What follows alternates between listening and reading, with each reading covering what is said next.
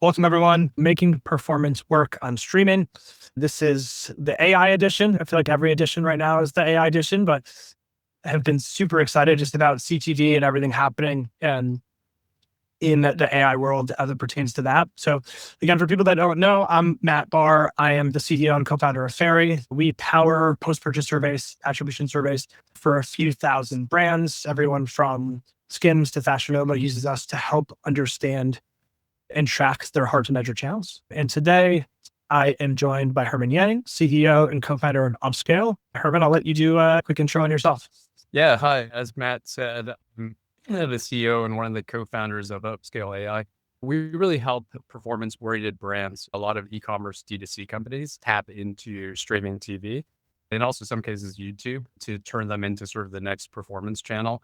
And I guess what's unique about our platform is we actually leverage AI to combine both the creative production. So we help brands make the TV ads, but also run them and get the performance out of them. So really excited to share with you a lot of what we've learned with working with all the great brands. Awesome. Yeah. And today, just a recap. We really want everyone to be able to leave today with a very solid foundation on all things streaming and TV creative. So if we're not hitting on anything, if anyone has any questions, definitely don't hesitate to add them into the chat. And with that, kicking things off, little kind of Q&A here with Herman, really just around origins, a little bit about your background. I guess it's how did you get started in streaming? I know we were talking earlier this week. I think you sold your last company to Medallia, which is a survey company in the space that we operate in. But yeah, how did you end up in the streaming space? Yeah, it's super interesting. I've actually been in the kind of performance ad tech industry for a while now. And I first actually got into the industry on the mobile performance side. Was a part of some companies that really were driving how performance is done in a machine learning kind of buying environment. So was in some of the bigger walled gardens through acquisition. So I was a part of Google, Twitter. One of the companies I was at eventually became part of AppLovin. So definitely no stranger to performance advertising. It was actually the previous experience, myself and actually Kevin Weatherman, one of the other co-founders at Upscale. We were at a company called Moloko. That's a DSP or a buying platform, performance oriented, very similar again to AppLovin. And we actually joined that company to help them take a lot of the advertising that they were doing on behalf of mobile app marketers, but do that over streaming TV. So there was a lot of just unlocks about, hey, streaming can actually be a performance channel, but there's a lot of things you have to get right. And of course, underlying it is you do have to have the technology that allows you to do some of the same things that you can do on Meta, on Google. Yeah, makes sense. I think that's going to go into our next question too, just around those pain points of like, why did you start Upscale? Did something change in the market in the last few years that really prompted this? Yeah, curious how you're seeing the space evolve and why you guys decided to start the company. Yeah, so it was actually a combination. So certainly we did hear a lot about, for example, the pain points as we talked to more and more sort of performance driven advertisers. Again, a lot of the kind of e-com DTC companies, they certainly had grown on the backs of platforms like Meta. And there's a couple of things happening with them, which is they started to see either inconsistent or kind of decreasing returns. And at the same time, they were growing really rapidly. Oftentimes going multi-channel, multiple places where you could actually buy the product and learn about the brand. And they were looking for new scaled channels that not only obviously enhanced their brand and made them well, generate more awareness. These companies still have to have the performance results that they're used to on Meta. So I think on one hand, we started hearing that quite a bit over the last couple of years. And then the kind of the opportunity side, and I mentioned Moloko, one of the 2 or 3 really exciting things that were happening was as consumers, we know like all of our, particularly long form, but a lot of our media and consumption has all moved to streaming. Streaming, I think, covers something like 99.9% of all US households. And the actual amount of time spent watching streaming has surpassed traditional TV and cable. But then you also have, for example, underlying it is pretty much every single streaming service's ad support, right?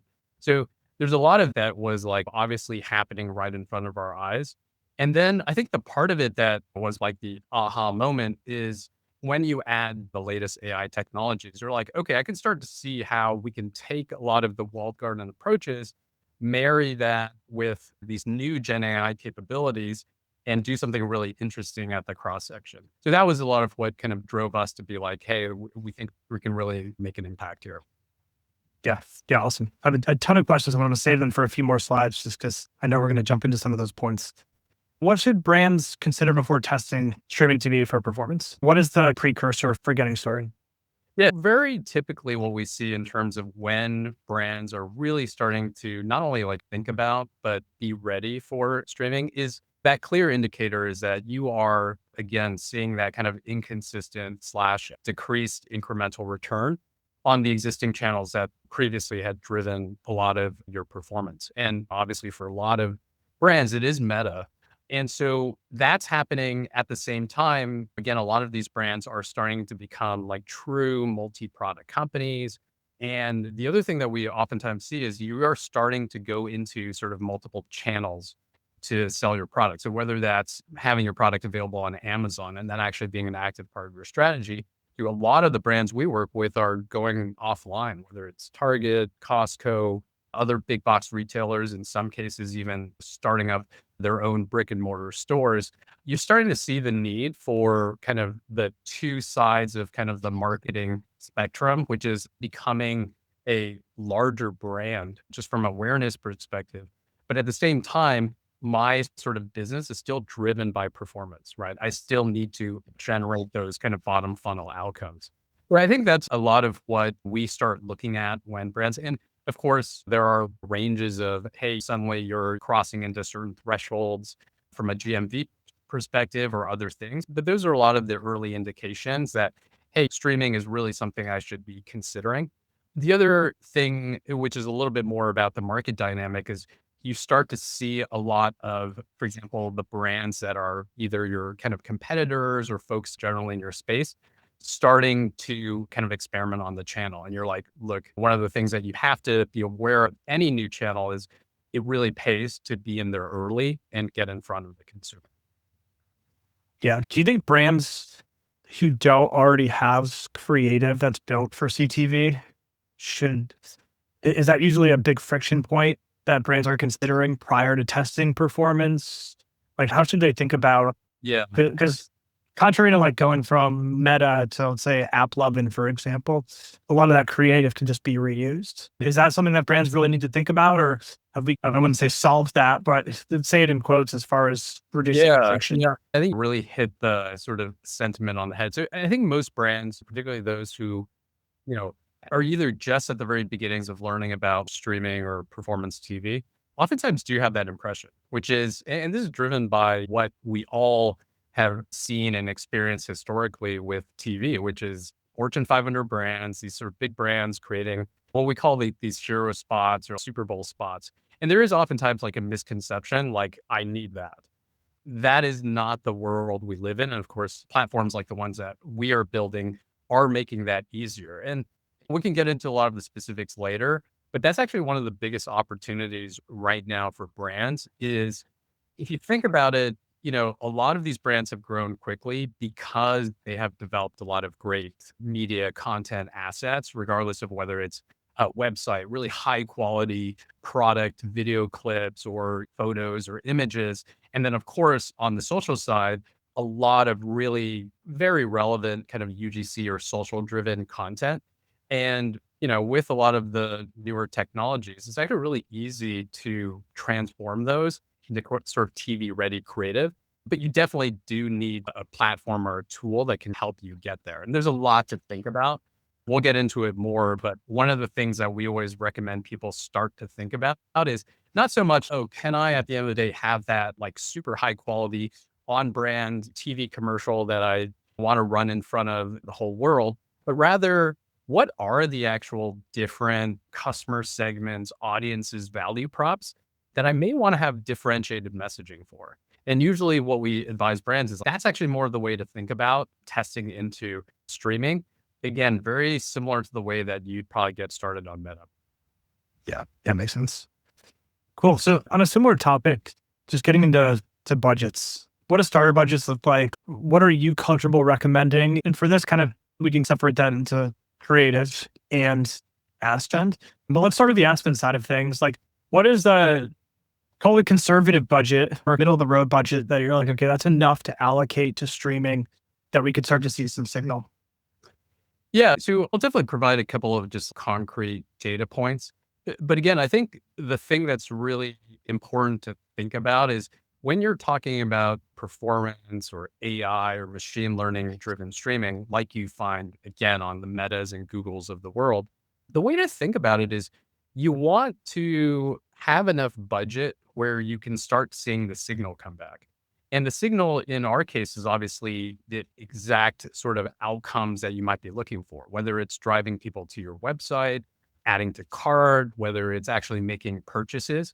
You need enough of a budget where you're going to start seeing and be able to detect and measure the impact of this. With the brands we work with, in general, the starting point, we recommend something as low as about $500 a day. And again, this is very heavily, again, dependent on what is the existing baseline for how those outcomes are already trending, right? The more data points, the more it is easier for our machines to go and figure out, oh, yeah, these are the places where we're showing TV and we're actually getting the outcome. Then those kind of budget requirements are where we draw the best practices from. But yeah, it used to be the case. And we worked with a lot of brands who actually tested traditional TV or linear TV. And upfront, they had to spend 150,000 or 200,000 on a media buy. That's no longer the case. It's definitely more in the range of, I would say on the very lowest end, I would say probably $250 a day up to what we recommend is 500. And then you want to think about at least making sure that you're running it for a minimum of about 4 weeks to be able to properly measure the impact and figure out whether streaming is working for you. Yeah, makes sense. Yeah. Some of what we advise on the when to get started also is what is your existing channel mix? If Right. your channel mix is already super wide, then you might need a little bit more ad spend to start to see that signal come out versus if it's, let's say, just meta and you're trying to lift the meta boat with some TV. Yeah. So, yeah, it makes a ton of sense. I guess on the just to jump into the creative side, arguably the area I'm very interested in just personally and watching that evolve over the last 18 months or so. Like you were alluding to it on the previous slide, but what should a brand, let's say who's spending $500 or $1,000 a day, what should they budget for creative? Can we take their kind of vertical video and throw a QR code on there and be done with it arguably for a couple $1,000s? Yeah, how should a brand think about that? Yeah. Because things have changed, obviously. Oh, for sure. And I think that's one of the biggest and most exciting things. Like, not only with us, obviously, there's other platforms out there. Our belief philosophically is creative should not actually be something that costs you additional money or investment outside of the actual campaign. Because at the end of the day, like, creatives are a really important part of driving the performance, running the campaign. But the reality is, you shouldn't actually be putting a bunch of spend, particularly into like net new creative that you're not actually sure works. And that's a really traditional model and the way to think about it. So, for example, on our platform, if you run streaming with us, we actually offer the creative development for free. Now, like I said, it's important to differentiate between the creatives that we focus on, which are very much more, I would say, there are some that are mid or a little bit closer to mid top of funnel. But our bread and butter really is to develop those kind of personalized TV creatives that can really run throughout the year in an always on way in that middle to bottom of the funnel, right? If you still, or you are in a position to run that hero spot and creative, that obviously should be treated in a different way. But again, what we recommend to brands, you don't want to start there, right? You're not Nike. You haven't gotten to the point of Lululemon. You may not even have a broad-based distribution, which a lot of those brand awareness campaigns are really trying to capture. So what you should be doing is actually focusing on that sort of mid bottom to funnel, right? And again, with technology, we bake all the costs of the creative into your actual streaming campaign. And so that's one of the really unique at what we do in terms of reducing the cost. Yeah. Yeah, makes sense. Smart. Yeah. And that's definitely always like the first thing I think brands think of. And day by day, slowly retraining them, that's no longer the barrier. And on the measurement side, how are we thinking? Obviously, incrementality is the North Star when it comes to the causality around ad spend. How are you guys thinking about incrementality. Like we obviously think a lot about it at Fairing. How we work with you guys and kind of other providers is really just trying to understand the percentage of CTV responses or just TV in general responses as a percentage of ad spend, which we can actually see a really strong signal to.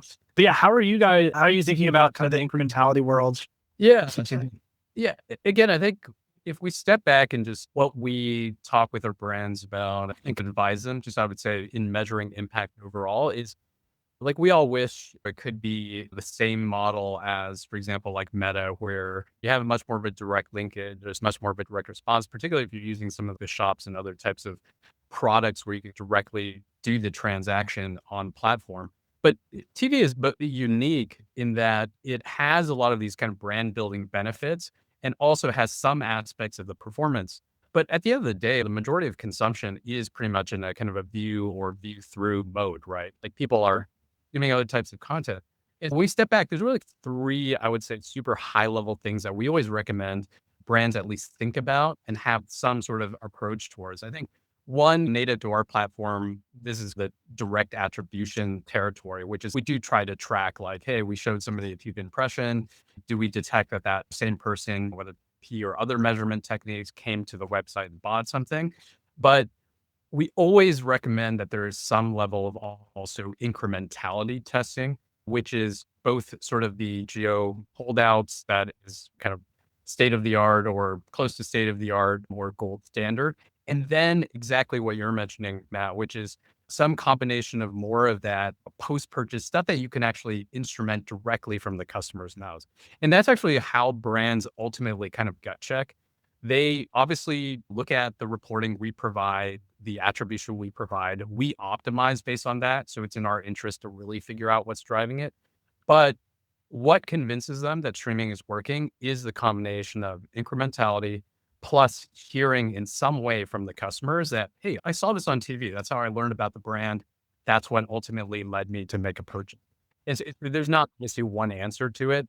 The gold standard really is to think about these like kind of three dimensions. And again, it's not rocket science in some ways. A lot of our brands will just look and take a sample of the orders that were generated that we think was attributed and then do a gut check. And usually that time is pretty convincing. Yeah, totally. Yeah, that's what we keep hearing on the CTV side. Like no marketer, to your point, wants to wait like 30 to 60 days to understand if the channel is working or not, especially one that they're probably investing a lot into. So yeah, couldn't agree more on that. Moving back to the creative discussion, this is a loaded question, obviously. But yeah, what kind of creative performance? I think you mentioned this before, but I think a lot of people, when they think of TV, they think of those Super Bowl spots, super high production, and that's not necessarily true what either might work best, so depending on your goals. So yeah, what have you guys seen work best? What do you typically recommend? Yeah, this probably the area that we are obviously most opinionated about. And I would say if you get nothing out of this entire webinar, I would kind of stick with you. This is both kind of common mistakes that brands made, but also the way, again, that you should think about creative and its kind of importance with streaming TV, which is, again, it sounds like a broken record, but too many brands just think that what streaming TV or TV means is that hero spot, putting it out there. And I would say that's the number one mistake that brands make when they start approaching these types of channels. And again, I'd highly advise brands, regardless of whether they're thinking about it now or currently testing, or even I've run these in the past, is you really got to think about it like a real performance channel. And that starts with understanding your customers, your audience, both in terms of, hey, do I have sub segments of the audiences that I'm trying to target? We work with folks like Branch. There's different audiences that are going for office furniture at the home, and others like other brands like Lalo, which, have gifters and parents and all these different segments. So there's this segments. There's also the value props. And then at the end of the day, it's like, where is that customer in your journey, right? So these are all things that you potentially either will think about or have the platform help for you on a meta. You should approach streaming TV in the exact same way. And once you can figure out like, what are those different segments and different types of customers I want to reach, that's actually how you should think about the creative that you develop. And again, this used to not be possible before, right? When you're running on TV, and again, I think Branch's experience was very similar. Like they produced one spot and they ran it. The biggest mistake I think customers or brands can have is to think about it from that approach. And so what it means is that the best kind of creative is the one that is targeted to whatever sort of intersection of those things are. And again, intuitively, you don't want to show somebody who, has spent the last 10 minutes like browsing a very specific product on your website and has put it into their cart and was about to purchase. You're not going to show that person the same ad as someone who's never heard of your brand, but is in market for a high chair. So that's, I would say, at a approach level is starting with understanding the customer and having the right creative that kind of talks to them. That sort of should be the prerequisite for running streaming TV if you're looking to get performance out of it. In terms of, I would say, the more tactical answer to a lot of what you're talking about is it's a lot of what you'd suspect, which is what really resonates. And again, you have that 15, 30, 60-second, or potentially even longer canvas landscape video. You're capturing the user's attention. Oftentimes it is in the biggest screen of the house. What works? So UGC style spots. So influencer content that feels really native. And this is a little bit, not necessarily controversial. A lot of the excitement around AI is Gen AI stuff, the Kalshi spots, like whatnot. It's actually somewhat counterintuitive in some ways, but a lot of the brands we work with, what really resonates are still the very real kind of social influencer content. Like that we have so much data that this actually works really well on TV. And then if you get a little bit closer to the sort of like mid bottom funnel audiences, product specific ads, right? When someone's already has the need, they are trying to figure out which brand or what specific product to go with, getting really specific about product features, value props, social proof really works on TV. And then finally, this is regardless of what channel you're on, something that everyone fights, it's creative fatigue, which is you just need variety and difference. We've all had that experience where we're watching TV and even now on streaming, where you see the same, whatever it is, Geico, State Farm ad, car commercial. And after you see the same ad for 5 or 6 times, you just become ad blind. So there is a perspective of how do you keep it fresh? How do you show different angles? How do you keep, even if it's something small, like a particular testimonial or a different review quote that you use, like how do you keep it fresh? And that's one of those things that you really need to be thinking about because that's at the end of the day what you need to drive performance. Yeah. Yeah, makes sense. I think we're still at like day zero when it comes to, maybe not day zero, but day one, call it, when it comes to different types, kind of angles, pitches when it comes to in TV creative. Really just because there's not all of these like agencies and everyone just endlessly testing as the market kind of explodes. I remember on Meta, it was like writing something on a sticky note like a year ago that everyone now does. So yeah, I'm super bullish and excited. And it's just like, you guys are learning fast. The marketers are learning fast. And I think the type of creative coming to my living room is going to continuously evolve. I'll also note, I think you hit the nail on the head, which is this is the right time to be there because in many ways, we're learning with the brands about what works. And obviously we offer a platform that makes it super easy to be testing these things and understanding where the customer's at in their journey. But the other thing I'll say about streaming is, look, it's moving a lot slower than I think we want it to, but there's a big push, particularly amongst the streamers, the OEMs, to make genuinely better units. And you're starting to see this with pause ads where, if you're pausing on content, you're seeing stuff. Folks have all playing around with, hey, how can I get offers potentially through my phone or through my remote? We think that's going to be exciting as well. But look, at the end of the day, nothing trumps the message that you're delivering if it's a relevant message. And so I think there's always been this old adage is, whatever it is, 70, 80% of your performance is driven by the creative. They don't necessarily mean that it's a high quality produced spot. What they mean is that it is the right message for the audience at the right time. Yeah, makes sense. Jumping back to measurement a bit, we hit on some of these before, but we can reframe this question a little bit. You mentioned audience. Like, what are the different KPIs or ways to look at TV? Or like, what are the, I guess, like the tondals that you can start to move to adjust performance and test and things? Like, obviously, we have segmentation, we have creative. Is there anything else brands should be thinking about? Like, success is obviously trying to measure outcomes here, revenue and orders. Maybe we're doing a little kind of brand tracking. That's a success metric. But what are the more so like toggles that brands can do to see different outcomes? What I'd say is that a lot of it comes down to what at the end of the day is the goal you're trying to drive. And again, working with the brands, obviously everyone cares about, hey, can I generate that net new purchase that comes from a new customer that learned about my brand and then eventually bought something. But the actual answer is much more nuanced, right? We've worked with brands who are trying to leverage streaming or TV to, for example, launch into a target. So the types of metrics that you want to track for that are potentially really different for doing a new product launch. Like that also happens quite a bit. Yeah. Versus something like, oh, driving a sale. Did somebody actually go to my website based on that and potentially use a code? But what we found and what we usually advise is think about it again in terms of the kind of customer funnel, right? Which is at the end of the day, and this is again a kind of a quote unquote common mistake, is to overly focus, particularly because you have some notion of what TV should be on, for example, things like CPM, right? Oh, am I paying like a low CPM? Because and that thinking is very much, oh, I just want to get in front of an audience cheaper or even maybe a specific audience cheaper. But that's not really the right way to think about performance. Like you would never do that in terms of any of the other performance channels that you're looking at. So the way to think about it is, okay, at a stage of customers learning about it, did I drive engagement? Typically, that is something like looking at a cost per visit to my website, or maybe even some other kind of tracking. The As you get deeper in the funnel, of course, then you're starting to look at things like, hey, are they taking actions that indicate they are further engaged or in a consideration process? Are they putting things in a shopping cart? Are they eventually making a purchase? And there's also a lot of things in there that relate to other marketing channels. For example, are they coming to my website and signing up for an email? Or are they also getting on my SMS list?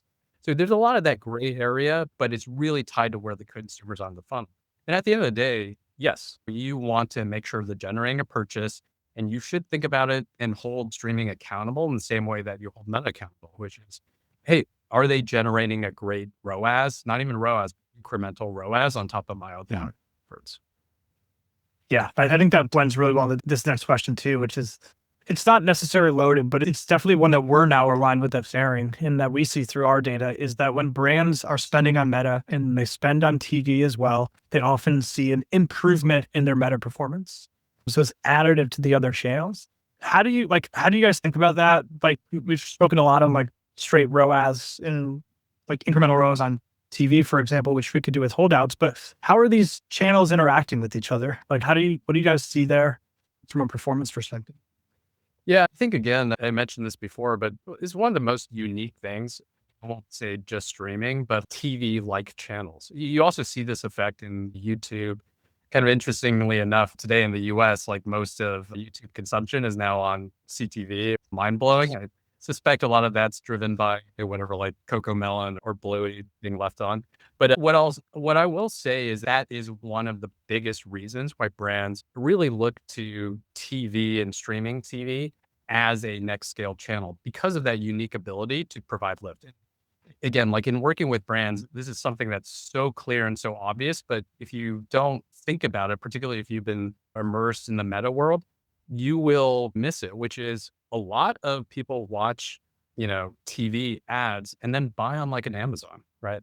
And so having, again, like a mix of, as we talked about, measurement and whether it's incremental or otherwise, ways to instrument whether that's happening is really critical. We've had instances where a brand's, oh, yeah, it improved my like website sales, but I don't think it's enough. And then they looked at Amazon, they're like, whoa, in the same time period, we generated 3 times as much sales on Amazon.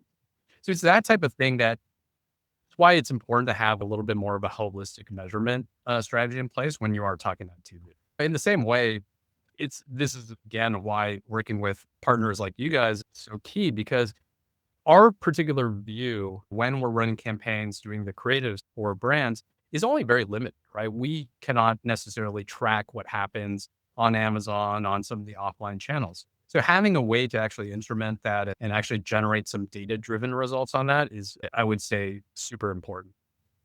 Yeah. Yeah. Awesome. You mentioned surveys. Yeah. Just jumping into let's first surveys. Curious, are you seeing any marketers kind of use their survey data in creative ways? Yeah, how do you typically, we alluded to a little, the best use case is like you start spending on CTV and all of a sudden you start to see this influx. So it's more on the measurement side. Are you seeing anyone doing anything unique with the direct from consumer data, that survey data when it comes to CTV? Yeah, I think it's still relatively early days, but there's at least very kind of, I would say, more in the experiment stage of things that we've been working with our brands on. Our platform, again, goes very deep. So if we're working with e-commerce provider who's typically, again, on Shopify, one of the other major commerce platforms, like we integrate so deeply that we constantly use that, what we consider first party data to improve our target models. And so one of the things that's interesting is to be able to tag or classify different customers or lookalikes of those customers within, for example, a Shopify. And then we can actually use that as a signal to say, hey, when we get the sense that this person, whether it's a virtual MPS or something else or a virtual call out, this customer is even more likely to be engaged or resulted in purchasing and having heard about through TV, we can actually leverage those signals. I think it's early days because we don't get that much of that signal yet, but that's probably one way. But again, I think a lot of, as I mentioned from the front, like people are very excited when we show them the results we do. But the thing that really convinces them that, again, streaming or TV as a channel is working for them is at the end of the day, seeing and hearing and having the customers actually tell them, hey, this is where I learned about the brand or the product. Yeah, totally. And even some of the stuff that we've seen, even beyond the kind of our hero question of the attribution related, is even just questions like, how would you describe yourselves? And understanding, hey, are customers who are answering that question in selecting the CTV or TV in their survey different than the customers coming from other channels? And then how do I optimize creative and use that as the feedback? It sounds like you guys can adjust, let's say, the Shopify tab to build audiences look like based on some of that. So yeah, definitely a ton of opportunity there when we start to loop in the customer. Yep. Jumping to a few more kind of tactical points here. What are common mistakes brands make when trying streaming? Hey, again, You have a smile on your face, so there's clearly a fear. again, like at the risk of beating a dead horse and saying that, especially again, if a brand hasn't had previous experience, that we do again, work with brands who have tried either linear TV, run these campaigns, or even streaming TV in the past, and thrown their hands up and said, hey, either couldn't figure out what was going on or we don't think it worked. It really is this sort of thought process that, oh, okay, I'm looking at my numbers. Okay, I'm scaling on Meta. I'm spending as much as I can. My incremental row is going down. My next step is to go and do a creative and do this full branded campaign. I'm going to go and talk to these streamers and run these campaigns. We heard of a brand that, they target a certain demographic and they got sold like that Paramount Plus or whatever Yellowstone placement, and it just didn't work out for them. So again, the thing I would say is start with the messaging in terms of, okay, what do you actually want the creative to say? And what are the different things that you want to say to the customer? So that number one is probably the most common mistake that we see is trying to just launch that brand awareness campaign day one. There's a time and place for it, but typically it's not when you're testing into the channel. I would say the other ones are not thinking about it from a real like test perspective, because we see this on a lot of channels where you do need to invest, again, whether it's a certain amount of budget or amount of time to really make sure that you're understanding, like, is this a valid test? Is it statistically significant? Am I collecting all the measurement that I need to definitively answer whether streaming is working? And it's really easy to get distracted, but also brands have so many things that are going on that it's, oh, I came out of a meeting where we need to drive sales for this segment. Let's just divert the TV budget to targeting that. Like, it's really tempting to do that in many cases, but that's in general always a mistake. And then I would say lastly, and this is also very common just in advertising in general, is I would say over targeting, right? There's a lot of platforms where you can go in and turn all the knobs and levers you want. But what oftentimes happens is that once you get these controls, and we saw this at Moloco, we've seen this in the early days of walled gardens, is people will go in and just start thinking that they're optimizing, but what they're really doing is they're like over targeting. And so they'll be like, oh, I think my audience is on watching Real Housewives and at the point in time. And that could be true, but that same user could also be watching something on Tubi, could be watching something on, one of these other channels. And to not really let that be data driven, but instead, really the only people who have the wherewithal to do that are typically, again, the big brands who have like teams of people sitting there doing like real A/B tests and turning the switches on. Most of the brands we work with, like obviously don't have the resources to do that. Yeah, makes sense. Yeah, and you mentioned linear before. I think I don't want to phrase this by pointing any fingers, but would you rather work with a marketer who has a ton of linear experience or not? Do you think there's a lot of added benefit coming from linear? Or what I'm really asking is linear and connected TV very different? Do they take different mindsets when it comes to campaign management and optimization? Is there like rewiring happening when someone comes in and is just used to straight linear? Yeah, yeah. Very typically what we've seen, and again, a ton of our brands do run linear. Again, it's very different if you are a scaled brand, Fortune 500, or even a much larger brand. The kind of TV means something a little bit different for you. But a lot of the brands that we work with do run linear. But what they do is they typically just do like run of network. They try to pay, again, low CPMs. And for them, it's really like cast a wide net. Let's hope we get in front of the right person. They're typically, again, running like national campaigns. So I would say the fundamental DNA of linear is very antithetical to performance. It's super hard to cost effectively, for example, even do things like geo A/B testing, right? Like a lot of our brands are like, hey, can we do this? No. And then things get very murky. And the ability to specifically target, again, that's like kind of outside of a lot of the capabilities of linear today. So there is a place for linear. We obviously don't focus on it because you really structurally can't get at the same type of performance results. And you can't do the sort of personalized messaging that you can do over streaming. Again, this is back to the very first thing we talked about, which is like, what's changed now? And what's so different about this than previously advertising on TV? And this is a fundamental shift, right? Bringing that accountability, personalization, sort of ability to execute on performance in the same way that you could do on Meta. You can do that on streaming. Unfortunately, you can't really do that on linear. Yeah, that makes sense. Cool. Jumping ahead a few years, where do you see streaming performance headed? Yeah, if you ever take your crystal ball out, let's call it like 2 years from now. I feel like we could even say 6 months the way things are changing. But yeah, where do you see streaming headed in the next years? Yeah, if I take stock of where like we're currently at, I think it's an exciting time because again, I think there is this huge, whether you want to call it first mover or other advantage for these performance oriented brands to really tap into a medium that is just starting to get recognized and known. And a lot of the things are being worked out and experimented on. I think, let's call it like a year and a half from now, if you are running any type of streaming TV campaign where you are not personalizing your creative, where you're not sending different messages, where you're not running like in many cases like an always on type of campaign, people will be like, whoa, we're going to find a marketer who actually is at least a baseline, hey, I know what I'm doing world. I think that's where we're headed.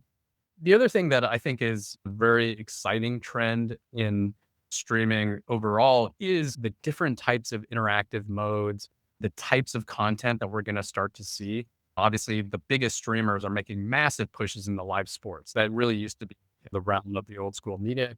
But now all of the major streaming platforms are starting to do live events and shows. I think that, again, is going to create a completely different element. That was one of the most unique things about traditional TV, but that's no longer the case. And I think we already saw this happen, whether it was Olympics, whether it was like whatever the Mike Tyson, Jake Paul event, like so much more of quote unquote live in sports is really coming to streaming in a big way. And that represents like a huge opportunity for advertisers. Yeah, it's cool. It's cool to just think about a million US consumers all watching the same sporting event and every household getting a different personalized ad unit at the same time. Yeah. It's pretty cool. Cool. So we'll wrap it up with this last question here. One thing marketers should stop doing and one thing they should double down. Yeah.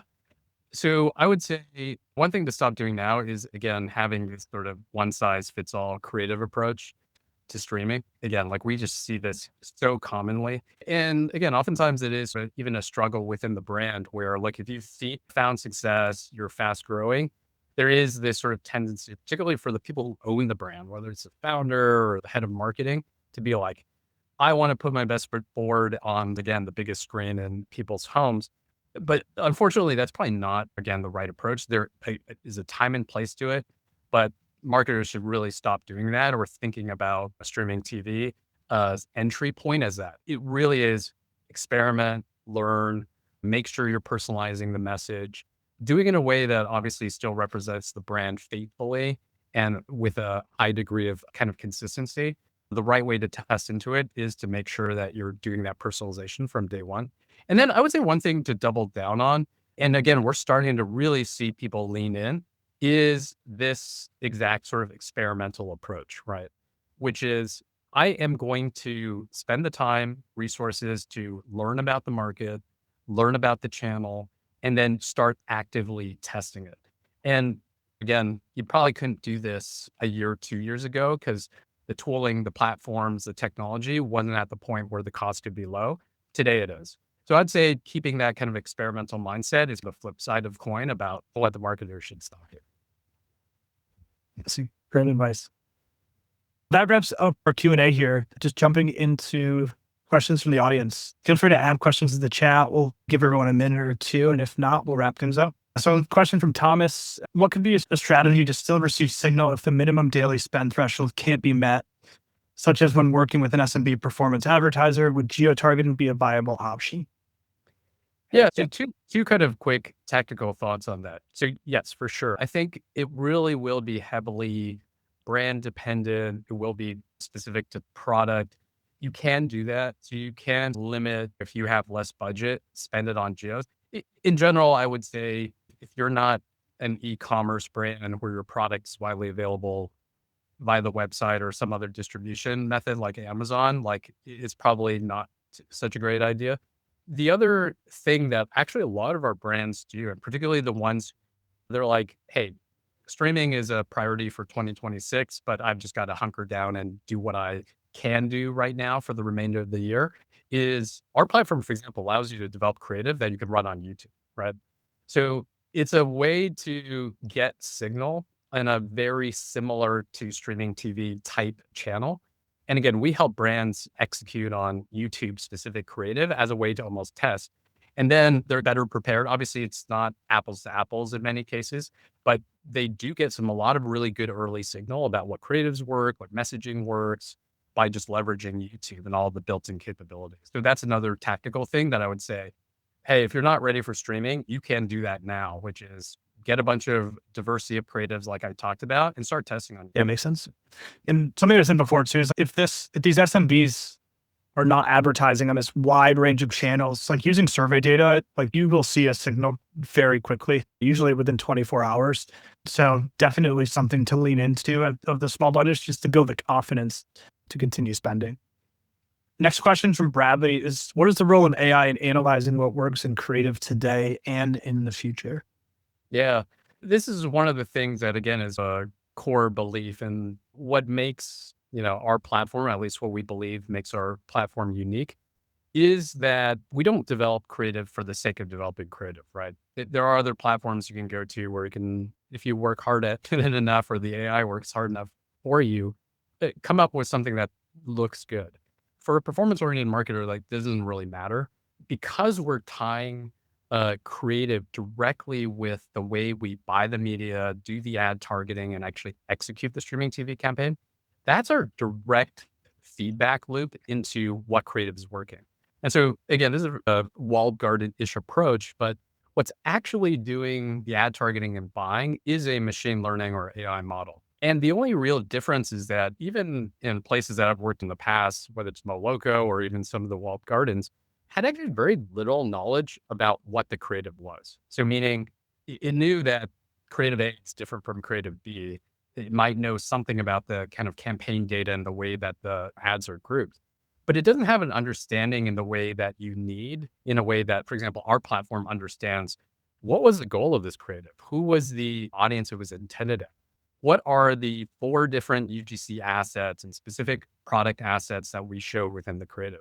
At the end of the day, like that's actually where AI can do a phenomenal job because it can go figure out these things that are not intuitive for people. Oh, if I am showing a creative or this creative to someone who's watching Hulu in a particular show at 8 p.m. sitting in San Mateo, California, what is the actual aspects of the creative that sort of resonate with them? Is it the UGC influencer? Is it this particular way that we frame the CTA? So that's finally possible. And it's under the covers, but that's actually the most exciting thing about what AI does, both helping you figure out what's actually working when it comes to creative, and then also to complete the loop, helping you make better creative. So the next time you use the platform to develop a creative, it already knows, hey, you probably don't want to do these combinations of things because it's just not effective for your customers. Yeah, makes sense. Yeah, I've seen on top of that, I haven't seen objective kind of measurement success here, but we have customers who are using like research agents that are trained on their customer personas. Yeah, but they'll feed into it creative attributes. So the talk track, the visuals, and then they'll let these agents call it like 1,000 to 2,000 agents representing different personas run through it. Again, I haven't seen anything like this really works yet. Everyone's kind of just keeping fine tuning those things, but just another angle that we'll see if you can have like synthetic personas. Yeah. Exactly. That's a super interesting area, which is like synthetic personas or synthetic audiences. Today, and I have no doubt that's going to be a really exciting area, but today, like the best way to know is, hey, if I showed a creative with XYZ sort of attributes, did it actually generate a website visit? Did it actually generate hurdles?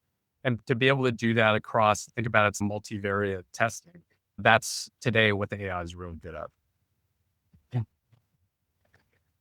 Awesome. That wraps up the webinar. Thanks everyone for joining us. Yeah, Herman, if people want to get in contact with you, with Upscale, yeah, what's the best way to do that? Yeah, I'm just Herman at Upscale.ai, but yeah, reach out to the website, reach out to me. We also have a lot of this information. Actually, we recently published a white paper that kind of captures a lot of this. It's a great place to start to learn. But again, we love talking directly with brands and agencies as they're figuring that whole space. And we always just enjoy the face-to-face conversation. That'll be fun. Awesome. Thanks so much. We'll send everyone a link to the recording. It'll also be up on Fairney's website. Yeah, any questions, don't hesitate to reach out to myself or Herman. But thanks again, everyone. Thanks all.